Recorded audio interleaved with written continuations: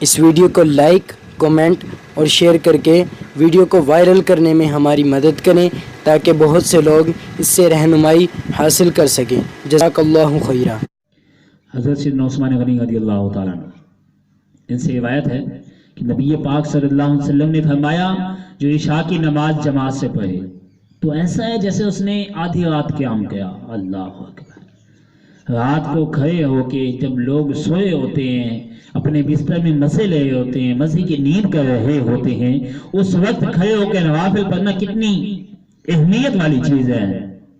تو جو عشاء کی نماز جماعت سے پڑھ کے سوتا ہے تو نبی پاک صلی اللہ علیہ وسلم نے فرمایا وہ ایسا ہے کہ جیسا اس نے آدھی رات کو قیام کیا، آدھی رات تک قیام کیا، اور جو پھر فجر کی نماز پڑھے تو وہ گویا ایسا ہے کہ اس نے اور آدھی رات قیام کیا۔ تو پتہ چلا جو عشاء کی نماز اور فجر کی نماز با جماعت پڑھتا ہے تو اسے پوری رات قیام یعنی نوافل پڑھنے کا ثواب ملتا ہے۔ تو پھر کیوں نہ ہو کہ ہم بھی عشاء کی نماز جماعت سے پڑھیں اور فجر کی نماز بھی جماعت سے پڑھیں۔ تو آپ سوچ سکتے ہیں کہ ہماری پوری رات اگر عبادت میں گزرے تو ثواب